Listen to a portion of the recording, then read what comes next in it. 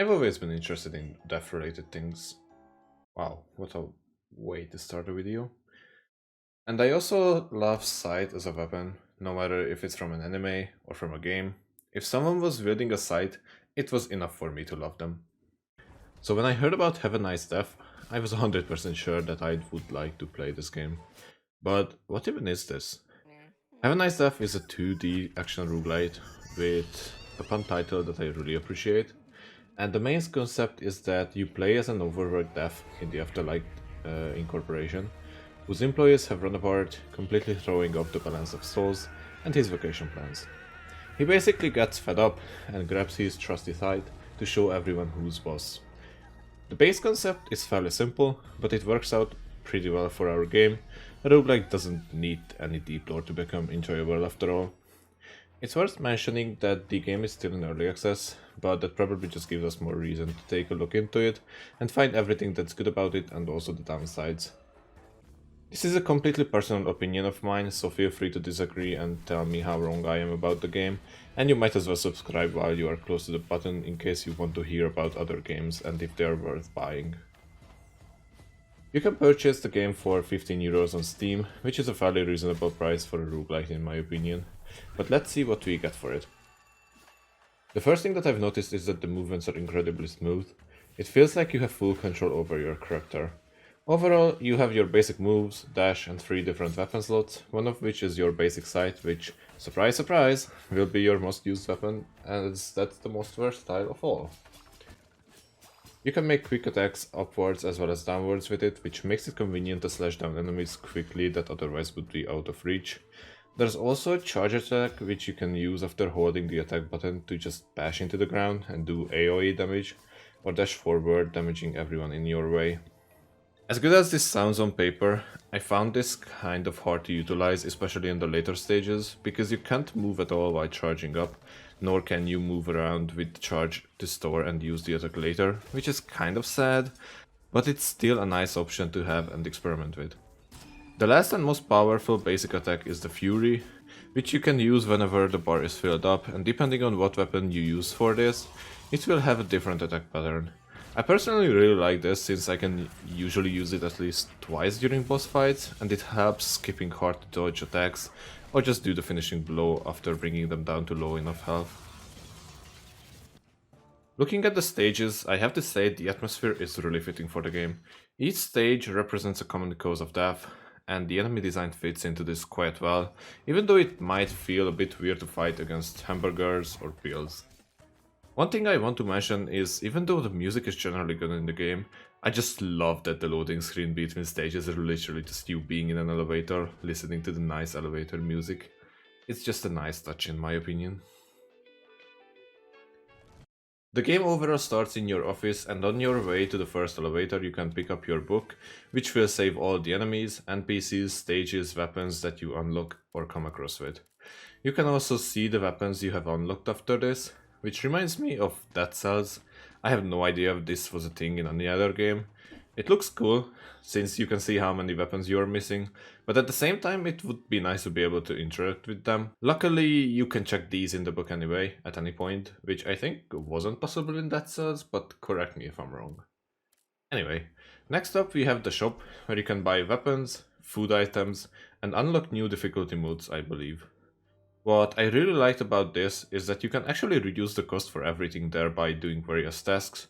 So you can choose to farm out either the currency or just complete the tasks so you can buy them for almost free. It also makes me think twice every time I want to buy something, like, should I buy it now for 50% off or should I get greedy and wait for 95% off? After this, we basically have a breakdown gate, which adds more difficulty layers to the game, in case you feel like challenging yourself a bit. I haven't unlocked this yet, but I'm sure it will be frustrating, in a good way, of course. And past all this, we get to the elevator, where we meet Jocelyn, who will offer you some start of game contracts which can spice off the run a little bit. Sometimes you get free minor buffs, but you can also challenge yourself for rewards or penalties in case you fail. Once you enter the department, you fight enemies, they can drop souls, which is the basic currency for the game, and you can also get random buffs or weapons. There are also fight rooms where you have to face a couple of waves of enemies, where at the end you get rewarded with souls, or if you are lucky, with some rare drops.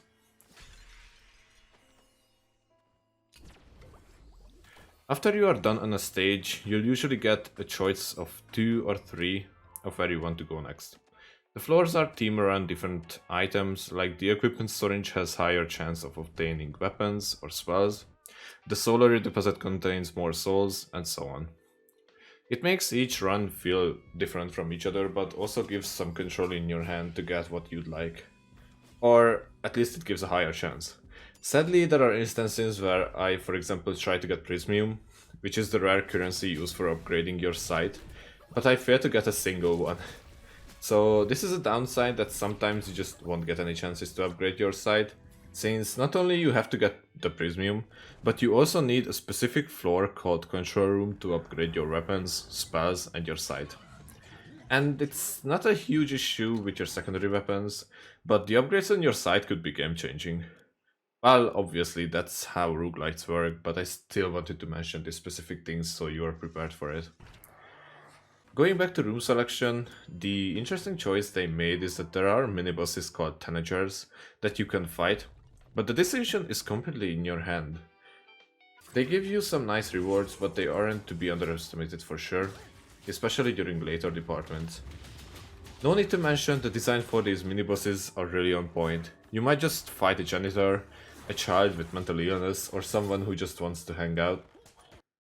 Sorry for that. Speaking of puns, some of the conversations are hilarious in this game. You can just randomly talk to NPCs at different points of the game, and I definitely think it's worth listening to most, as they are either going to be helpful, interesting, or just straight up filled with puns. You also have a good amount of different conversations when entering a boss fight, which I just enjoy reading. It's just a nice extra touch to the game, seeing that even in the afterlife people are having fun. Before actually running through the weapons and other upgrades, just a quick mention about the break room. This is where you arrive after defeating a boss, and you can get food items from the fridge, which can give various effects or just straight up heal you.